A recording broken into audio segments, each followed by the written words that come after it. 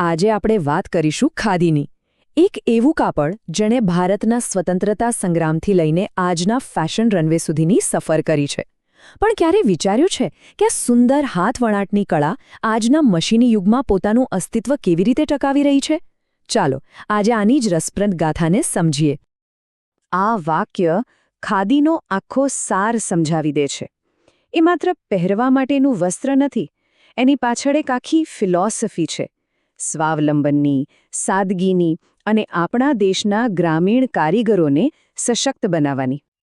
તો ચાલો આ ફિલોસોફીને થોડી ઊંડાણથી સમજીએ. ખાદીને ખાલી કાપડ નહીં પણ રાષ્ટ્રના હૃદયના ધબકારા તરીકે કેમ ઓળખવામાં આવે છે? એના મૂળમાં શું છે? ખાદીની સાચી ઓળખ શું છે? જરા કલ્પના તો કરો. કોઈ મશીન નહીં, કોઈ ફેક્ટરી નહીં, બસ એક કારીગર અને એના હાથનો જાદુ. ચરખા પર એક એક તાંતણો કાંતવામાં આવે છે અને પછી એ જ તાંતણાને હાથસાળ પર વણીને કાપડ તૈયાર થાય છે. આખી પ્રક્રિયા 100% માનવ સર્જિત છે.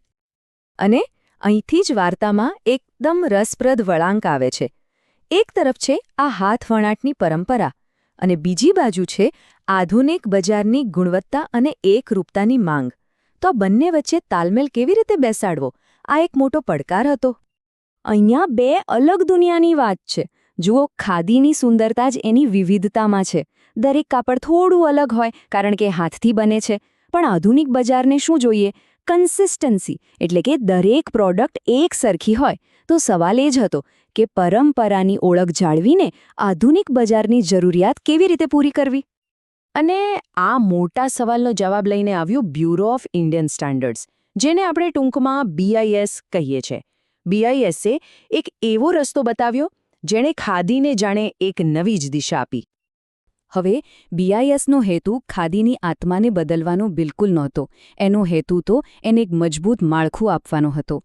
એક એવી સિસ્ટમ બનાવવાનો હતો જે ગ્રાહકોને વિશ્વાસ અપાવે કે તેમને અસલી અને ગુણવત્તાવાળી ખાદી મળી રહી છે. સારું, આ બધી તો થિયરીની વાતો થઈ. પણ આપણા રોજિંદા જીવનમાં આ સ્ટાન્ડર્ડ્સનો શું મતલબ છે? ચાલો અમુક એવા ઉદાહરણો જોઈએ જે જાણીને કદાચ ખરેખર નવાઈ લાગશે. શું તમને ખબર છે કે આપણા દેશની શાન, આપણો ત્રિરંગો, એ પણ ખાસ પ્રકારની ખાદીમાંથી જ બને છે?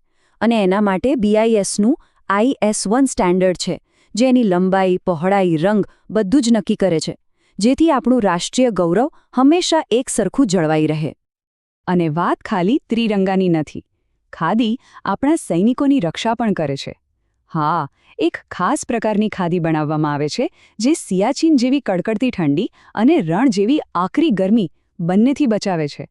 અહીં પરંપરા અને ટેકનોલોજીનો કેવો અદ્ભુત સંગમ છે. અને એવું નથી કે ખાદી સમય સાથે બદલાઈ નથી. BISએ એમાં પણ મદદ કરી છે. આ છે ખાદી પોલીવસ્ત્ર. આમાં ખાદીની નરમાઈ અને પોલિએસ્ટરની મજબૂતીનું મિશ્રણ છે, જેથી કરચલીઓ ઓછી પડે. એટલે જ રેલવે અને સેનાના યુનિફોર્મ માટે આ એકદમ પરફેક્ટ છે. અને આ લિસ્ટ તો ઘણું લાંબુ છે. સૈન્ય માટે ખાસ ગરમ ધાબળા હોય, કુર્તા પાયજામા માટેનું દૂસૂતી કાપડ હોય, કે પછી હોટેલ માટેના પ્રીમિયમ ટુવાલ અને પરંપરાગત પાઘડીનું કાપડ, BISએ દરેક નાની નાની જરૂરિયાતનું ધ્યાન રાખ્યું છે. અરે, કાપડ તો દૂરની વાત છે. જે દોરામાંથી ખાદી બને છે ને, એ યાનને પણ સ્ટેન્ડર્ડાઇઝ કરવામાં આવ્યું છે. એની મજબૂતાઈ, એનો વળ બધું જ નક્કી કરેલા માપદંડો મુજબ હોય છે. કારણ કે જો પાયો જ મજબૂત હશે તો ઇમારત તો મજબૂત બનવાની જ છે, ખરું ને? તો આ બધી મહેનતનું પરિણામ શું આવ્યું? આ સ્ટેન્ડર્ડ્સે ખાદીના ભવિષ્યને કેવી રીતે આકાર આપ્યો છે? ચાલો હવે એના પર નજર કરીએ. જ્યારે પણ કોઈ ખાદી પ્રોડક્ટ પર આ ISI માર્ક જુઓ ત્યારે સમજી લેવાનું કે એ માત્ર એક નિશાન નથી, એ વિશ્વાસની મોહર છે.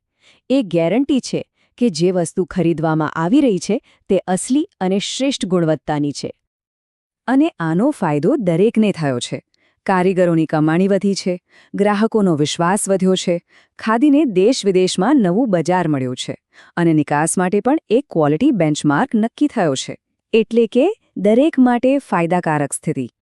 એટલે જ કહી શકાય કે BIS ખરેખર રાષ્ટ્રના તાણાવાણામાં ગુણવત્તાનો દોરો વણી રહ્યું છે. આ વાત કેટલી સુંદર રીતે આખી પ્રક્રિયાને સમજાવી દે છે. આ માત્ર એક ઉત્પાદનને સુધારવાની વાત નથી, આ દેશના અર્થતંત્રને મજબૂત કરવાની વાત છે. ખાદીની આ સફર આપણને ઘણું શીખવે છે. એ બતાવે છે કે પરંપરા અને આધુનિકતા એકબીજાના દુશ્મન નથી, પણ સાથે મળીને આગળ વધી શકે છે. હવે વિચારવા જેવી વાત એ છે કે શું ભારતની બીજી અસંખ્ય પરંપરાગત કળાઓને પણ આ જ રીતે એક નવી ઉડાણ આપી શકાય? આ સવાલ પર વિચારવા જેવો છે.